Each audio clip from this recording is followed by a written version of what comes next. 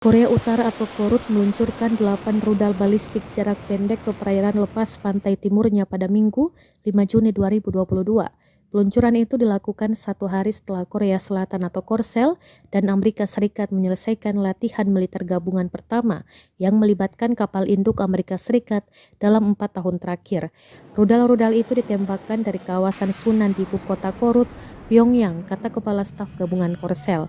Kantor berita Jepang, Kyodo, mengutip sumber di pemerintah, melaporkan bahwa Korut meluncurkan beberapa rudal. Peluncuran itu juga digelar setelah kunjungan utusan khusus Amerika Serikat untuk urusan Korut Sung Kim yang berangkat pada Sabtu 4 Juni 2022. Dia bertemu dengan timpalannya dari Korea Selatan dan Jepang, Kim Gun dan Takehiro Funakoshi, untuk mempersiapkan semua kemungkinan di tengah tanda-tanda Korut bersiap melakukan uji coba nuklir pertama sejak 2017. Washington sebelumnya menegaskan secara langsung kepada Pyongyang bahwa pihaknya terbuka terhadap upaya diplomasi, kata Kim, saat kunjungannya yang akan berlangsung hingga hari Minggu.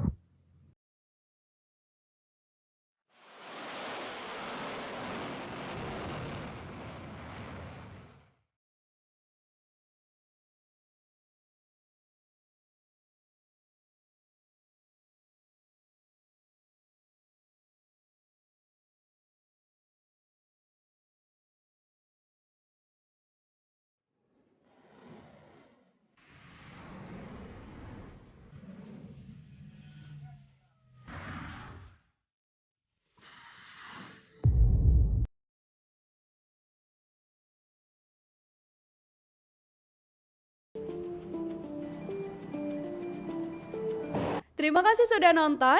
Jangan lupa like, subscribe, dan share ya.